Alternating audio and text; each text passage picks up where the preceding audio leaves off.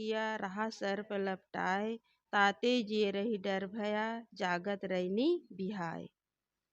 किसी ने जहर के पेड़ पर अपना निवास स्थान बनाया, जिसमें सांप लिपटे हैं।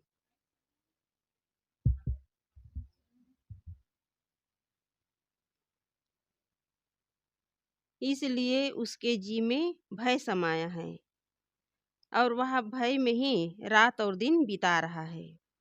अर्थात अहंकार सर्प से लिपटे हुए विषयों में जीव आसक्त है, इसलिए उसके रात दिन भय में बीत रहे हैं। भय का कारण क्या है? विषयासक्ति और अहंकार। विष का पेड़ हो और उसमें जहरीले तथा भयंकर सांप लिपटे हो, यदि उस पर कोई अपना निवास स्थान बनाए तो वह भय का कारण बनेगा ही। ऐसे पेड़ पर रहने वाले के रात दिन भय में बीतेंगे। वीतराग कबीर साहब उक्त चुभता हुआ उदाहरण देकर विषयासक्तों तथा देहाभिमानियों की आंखों में उंगली डालकर उन्हें जगाते हैं। किन्हें जगाते हैं सदगुरु कबीर साहब जी? जो विषयों में आसक्त हैं और देहाभिमान हैं, उनकी आंखों में उंगली डालकर सदगुरु कबीर साहब जी जगाते हैं। मनुष्य विषयासक्ति रूपी विष वृक्ष में चिपका है, जिसमें अहंकार के भयंकर सांप लिपटे हैं। अलंकार के जंजाल को हटाकर अर्थ होगा कि जीव विषयासक्ति तथा सांसारिक प्राणी पदार्थों के अहंकार में डूबा है। इस विषयासक्ति तथा अहंकार के कारण ही वह सदैव भयभीत रहता है। उसके रात दिन भय में ही बीतते हैं। सुख तथा सम्मान न मिलने तथा उसके छूट जाने का भय, रोग लगने, बुढ़ापा आने तथा प्रियजनों के बिछुड़ने का भय, अंततः मृत्यु का भय क्यों होता है? इन सारे भयों के मूल में है देह गेह आदि तथा प्राणी पदार्थों में अहंता ममता का होना। विषयासक्ति जहर है तथा देह गेह सांसारिक ऐश्वर्य का अहंकार सांप है। इन दोनों को पालकर कोई सुख से सो नहीं सकता। विषयासक्ति और देहाभिमान में चिपक कर कोई निर्भयता का सुख पा नहीं सकता। आदमी की नींद खुलती है और वह भय को छाती से लगाए हुए उठता है। पहला भय होता है घर में चोरी न हो गई हो। दूसरा भय होता है खाट के नीचे पैर रखते ही सांप डस न ले। फिर तो भय का सिलसिला शुरू हो जाता है। कहीं चले तो एक्सीडेंट का भय सवार हो जाता है। बच्चे स्कूल गया है तो उसके लौटने तक मन में खतरा का भय बना रहता है कि बच्चे स्कूल गए हैं तो रास्ते में कहीं एक्सीडेंट न हो जाए। व्यापार रुकने, नौकरी छूटने, खेती डूबने का भय बना ही रहता है। भय की संख्या करना बेकार है। देहाभिमानी जीव के रात दिन केवल भय में बीतते हैं। इन सब का मतलब यही है कि आदमी कहीं सावधान न रहे। सावधान तो हर जगह रहना चाहिए, परंतु भय पालना एक मानसिक बीमारी है। जो कुछ भवितव्य है रुक नहीं सकता। उसके लिए भय पालना अपने आप को विक्षिप्त बनाना है। भय करने से लाभ तो रत्ती भर होता नहीं, केवल हानि होती है। निर्भय रहने से हानि बिल्कुल नहीं, केवल लाभ ही लाभ है। लेकिन लोग जो है रात दिन भय में डूबे रहते हैं कि कहीं शरीर में रोग ना लग जाए, बुढ़ापे में सेवा कौन करेगा, घर में धन संपत्ति है तो कहीं चोरी ना हो जाए, नौकरी छूट ना जाए, खेती डूब ना जाए। बस इसी भय में आदमी जो है डूबे रहते हैं। लेकिन जो घटनाएं होनी है वो तो घटेंगी ही। चिंता करने से या न करने से वो घटनाएं जो है रुकने वाला नहीं है। आदमी का शरीर जो है धीरे धीरे बुढ़ापा की ओर बढ़ रहा है। कब शरीर छूट जाएगा इसका कोई ठिकाना नहीं है। मृत्यु होना ये जीवन की एक निश्चित घटना है। लेकिन मनुष्य जो है देहाभिमान में पड़कर शरीर में रोग न लग जाए, शरीर छूट न जाए, घर में धन है तो चोरी न हो जाए, बुढ़ापे में कौन सेवा करेगा, इस तरह अपने अंदर असंख्य भय पाले रहते हैं। और अंत में होता क्या है, मनुष्य जो है भय से भयभीत होकर के केवल अपना हानि करता है, उसमें कोई लाभ नहीं है। हम निर्भय कैसे हो जब विषय भोगों एवं उनकी वासनाओं में रात दिन डूबे हैं और रत्ती भर चीज़ों में हंता ममता बना रखे हैं। आदमी निर्भय कैसे हो सकता है? उसका मन ही विषय भोगों में तथा वासनाओं में रात दिन डूबा हुआ है। प्राणी और पदार्थों के हंता ममता में मन डूबा हुआ है, तो आदमी जो है सुख से कैसे रह सकता है? उसके अंदर तो रात दिन भय बना हुआ है। जो विषयों की गुदगुदाहट को प्राणों के समान प्रिय मानते हैं और रात दिन दुखों की भट्ठी में जल नहीं है। राग भय का कारण होता है और वैराग्य वैराग्य निर्भयता का। भय का कारण क्या है? राग। और राग के कारण मनुष्य जो है प्राणियों और पदार्थों में आसक्त है, उसमें मोह बनाए हुए हैं। भर्तृहरि जी का यह वाक्य अत्यंत तलस्पर्शी है। वैराग्य मेवा भयम, वैराग्यम एवं अभयम। वैराग्य ही निर्भयता है। इसलिए सदगुरु कबीर साहब जी कहते हैं, चाह गई चिंता मिटी, मनुआ बेपरवाह, जिनको कछु नहीं चाहिए सोई साहन साहा। जिसके अंदर चाहनाएं हैं, जिसके अंदर चिंता है, वो व्यक्ति जो है इस संसार में रह करके भी वो सुख से नहीं जीता। और सुख से वही जीता है जिसके अंदर चाहना नहीं है।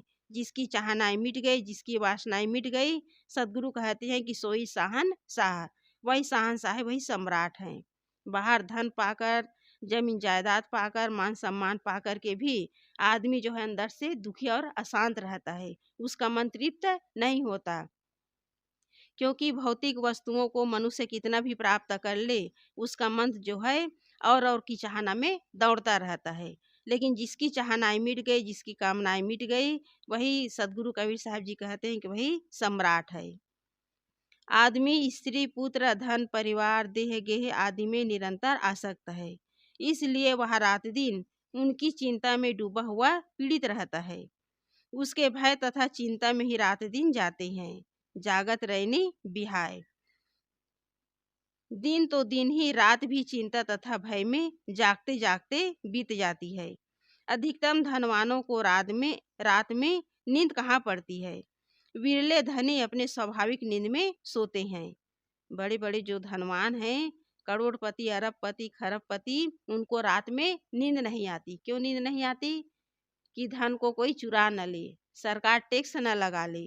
रात दिन इसी चिंता में डूबे रहते हैं। और ऐसे बड़े लोग जो है जब रात में सोते हैं तो नींद की गोली खाते हैं, तब उन्हें नींद आती है। वे नींद की गोली खाते हैं तब उन्हें मूर्छा जैसी नींद आती है। संसार में करोड़ों रुपयों की लागत में नींद की गोलियां बनती है और उनकी खपत प्रायः धनवानों में होती है। इनका अर्थ यह नहीं कि गरीब लोग विषयासक्त एवं अहंकार से छूटे हैं।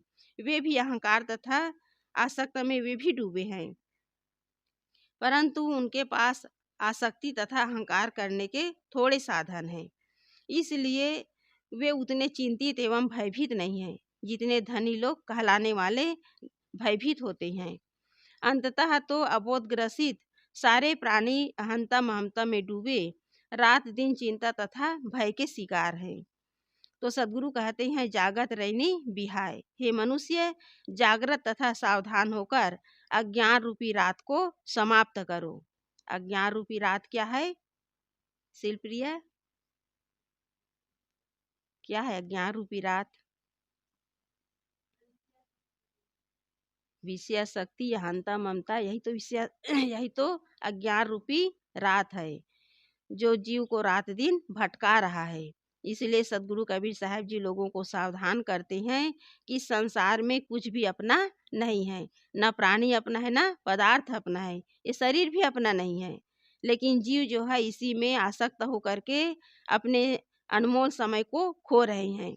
इसलिए सदगुरु कबीर साहब जी इन विषयासक्तियों तथा देहाभिमानियों को उनकी आंखों में उंगली डालकर जगा रहे हैं कि संसार में जिसमें तुम अपना मुंह बनाए हुए हो, जिसे तुम अपना कह रहे हो, वो किसी का नहीं है। ये शरीर भी अपना नहीं है। इसलिए सदगुरु कबीर साहब जी लोगों को जगाते हैं, सावधान करते हैं कि जितना तुम मोह करोगे, जितना तुम आसक्त रहोगे, उतना ही तुम्हारे अंदर भय होगा और तुम सुखपूर्वक जीवन नहीं जी सकते। निर्भयता पूर्वक वही जीवन जीता है जिसके अंदर अनासक्ति है। जिसके अंदर किसी के प्रति राग और द्वेष की भावना नहीं है। सदगुरु कबीर साहब जी ने कहा है, अ, एक पद है, निर्भय भय तहाँ गुरु की नगरिया, सुख सोवे दास कबीरा हो। सुख से वही सोता है जिसके अंदर निर्भय है, और उस सुख से सोने के लिए सत्संग और संत गुरुजनों का आधार आवश्यक है। जो सत्संग और संत गुरुजनों के आधार से दूर हो जाता है, वो अपने जीवन में केवल भटकता रहता है, अंधकार में भटकता रहता है। ये मोह माया, ये दुनिया की आसक्ति, यही तो अंधकार है, और इसी में रात दिन जीव जो है भटका हुआ है। तो सदगुरु कबीर साहब जी लोगों को सावधान करते हैं कि अपने अंदर जो अज्ञान रूपी रात है उसे नष्ट करो, हमेशा जागृत में जीवन जियो, कोई किसी का नहीं है। तो जो सावधान हो जाता है वो अपने अज्ञान रूपी अंधकार को नष्ट कर डालता है। तो सदगुरु कबीर साहब जी इस साखी में बताए हैं कि भय के कारण क्या है, विषय शक्ति और अहंकार।